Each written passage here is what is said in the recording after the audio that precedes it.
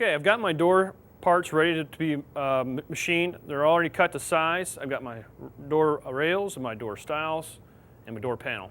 I'm going to do a stub tenon and groove, and the beauty of stub tenon and groove is I'm going to size my groove to fit plywood. We know plywood's not going to be that nominal 1/4 inch like it always said it is, so I can make 2 passes with an 1/8 inch curved blade and have this panel fit nice and snug. So let's go cut some joinery.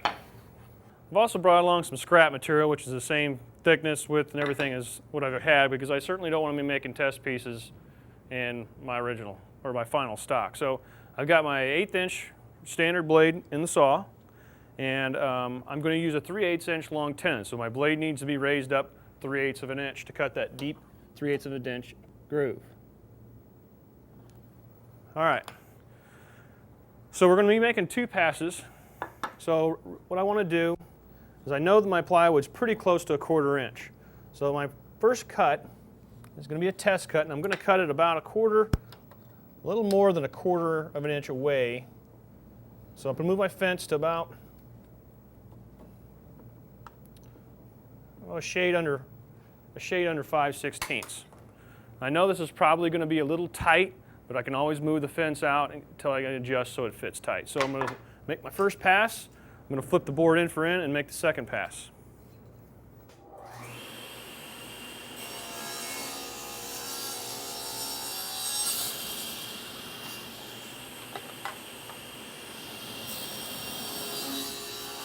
Okay, so it's still just a little too narrow. So to make this groove a little bit wider, I've got to move my fence ever so slightly towards the blade. Now remember, you don't want to move it a lot because you're going to be taking material off both sides. So one little movement times 2, so you don't want to get too wide. All right, so we move my fence in. I'm going to make 2 passes.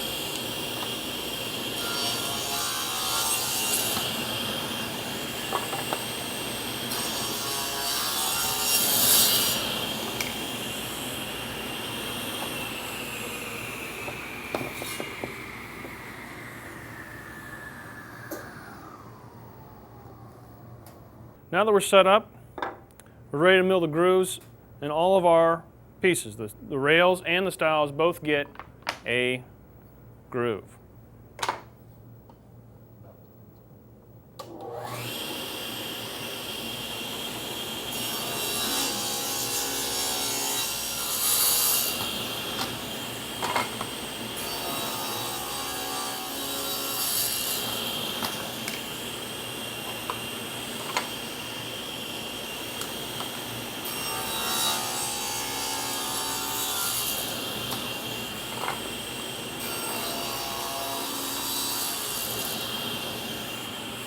Okay, now we've got our grooves cut on our rails and stiles, it's time to cut some tenons. I'm going to change out my 1/8 inch blade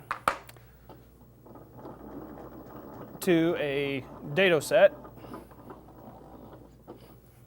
I'm going to put on a dado set slightly wider than 3/8 of an inch.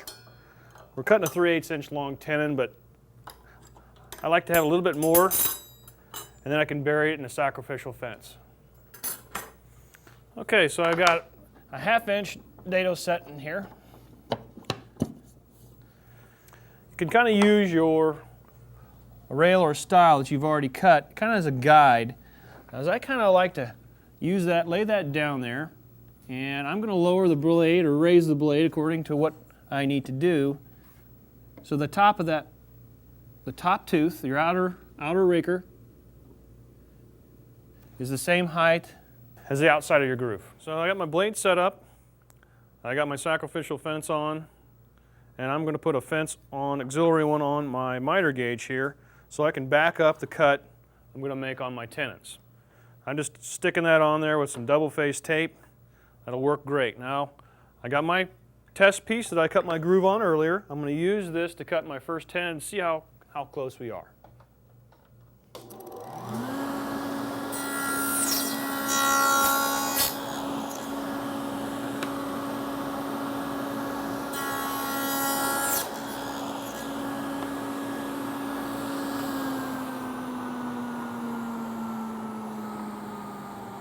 Okay, we can see we're Still pretty snug.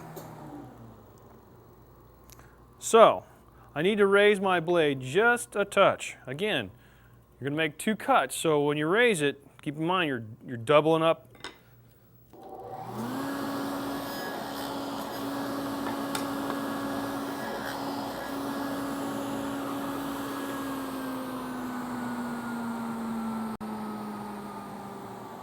Okay, I'm still tight. I can raise it a little bit more. It's a lot better to sneak up on that than it is to overdo it.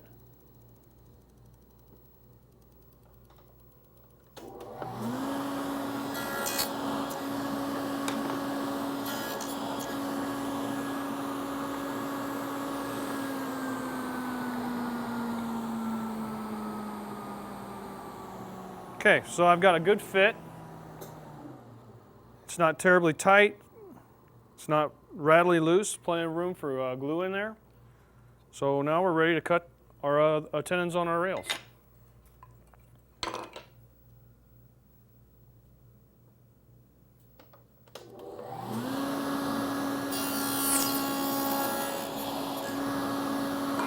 So all of our joiners cut on our door. Head back over to the bench and we can put this thing together. So I've got all my parts machined. I got my door panel machined. Basically, I'm going to make sure you sand your door panel before you put it in your groove because it makes it a lot easier to get into the corners. I'm ready to go. So I'm going to dry fit everything first before I even put glue on stuff. That way I know that everything's going to go together and I don't have any panic attacks when the glue suddenly appears on the wood and something doesn't fit right. So it's a good idea to make dry runs on everything.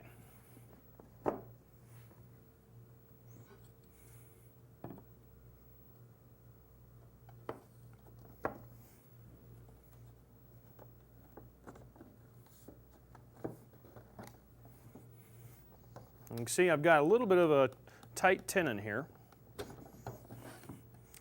And I'm never really quite sure how that happens when you cut 4 tenons in a row and one of them ends up a little tight. But I've got a little trick I want to show.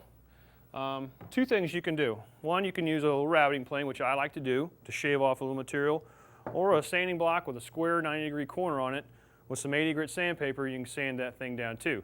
You can micro adjust your tenon. So I am going to take just a smidge of material off of that. And you keep track of the corners that it's going into too, because you're going to put it right back in the same spot. Okay, that's a much better fit. You don't want to jam a tenon down into a stub tenon or into a groove because you will split that groove apart and you could crack the sides of your face frame. I think this one probably is a little tight too, so I'm going to go ahead and shave just a smidge off of that one as well. You can see I'm not removing a whole lot of material. There we go, a much better fit. Things should go together without a big hammer. All right, I'm going to dry fit this one more time, make sure everything is okay.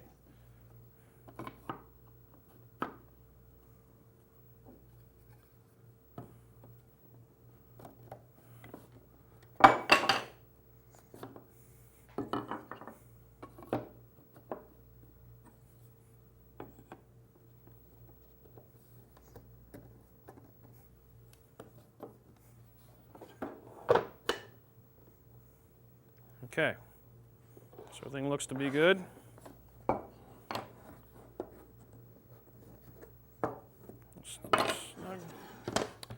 right, I'm going to first put a little glue down in the groove.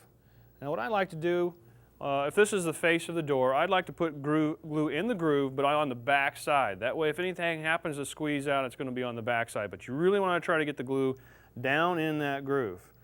Now, raised panel doors, or anything that's solid wood, you don't want to glue your panel. You want it to float. In this situation, I'm actually using this panel as more of a structural member too, because I don't have big long tenons and these aren't going to be really strong. But with the combination of these tenons, the grooves, and your door panel, it's a pretty strong door. Okay. I'm just applying just a little bead of glue on each cheek of the stub tenon there. Once I get one on, I'm going to go ahead and slide my panel in. A little bead of glue on this cheek here.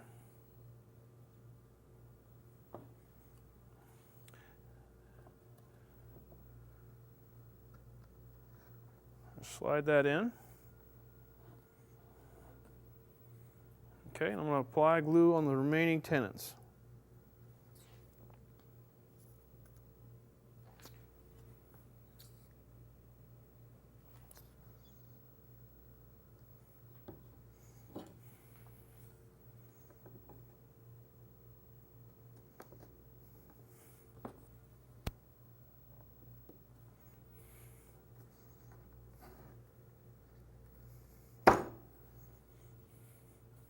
Okay.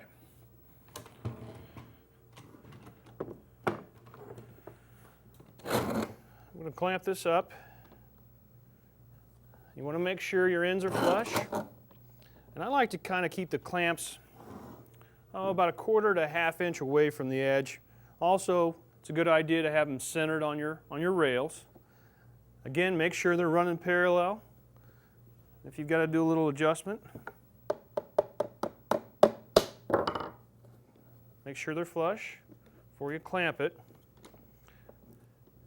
And I'm just going to tighten that up.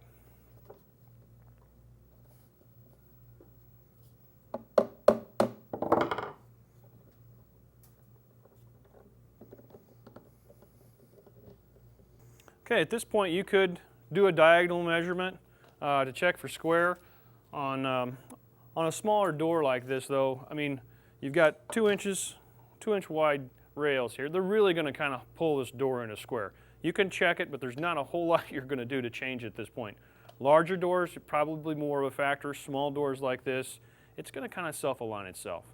So really, this is how it's done. We've just got a few more doors to make, and we'll let this one dry.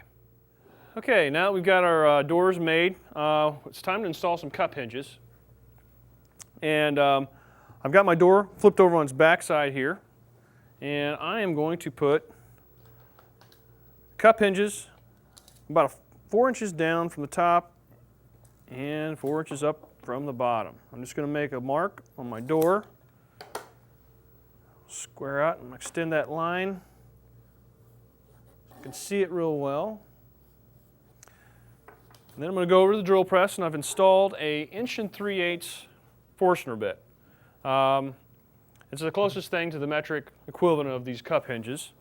And I've set my fence, so I'm drilling this hole about 1/8 of an inch away from the edge. And I've got my registration lines on my door. I'm going to line up the point of my bit with that line. I've set my depth to the appropriate depth. I'm going to use my depth stop, and I'm ready to drill.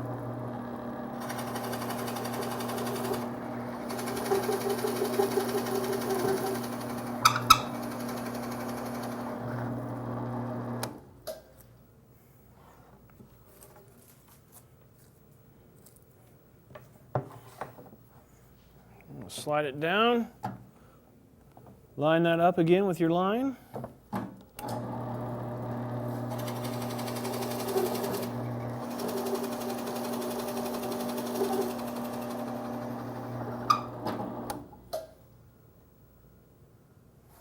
Okay, now we're ready to install the cup hinges. Pretty easy procedure. You just drop the hinge down in the hole. I like to use a self-centering drill bit. This helps with the placement of the hinge. One of the most important things with installing a cup hinge is making sure that this leading edge of the hinge runs parallel to your door style there. So, holding the hinge in place, we're just going to pre-drill for our screws.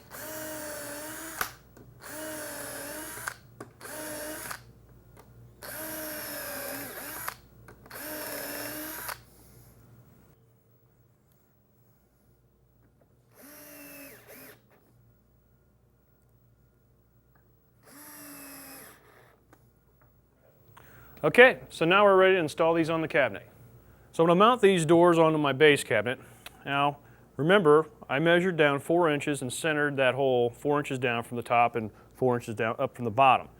Now I'm using a 3/4 inch overlay hinge. Okay, so that means I'm subtracting a 3/4 of an inch that's overlaying the face frame. That's how far down from the inside of this member I'm going to put my hinge. So I can lay that out. 4 inches minus 3/4, 3¼ inch. So I'm going to make a mark.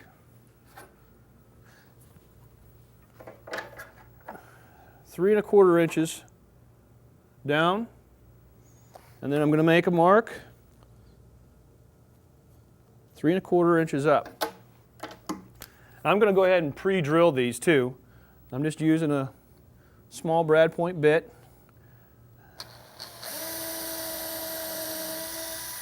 Draw a pilot hole, and you're centering that on the face frame material.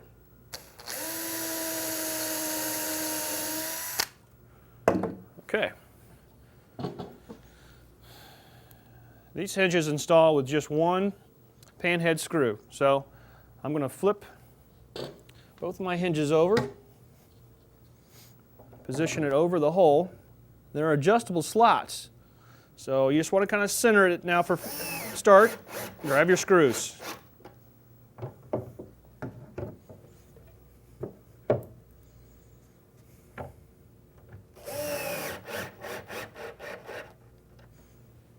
Okay, 1 down, 3 to go. That works great.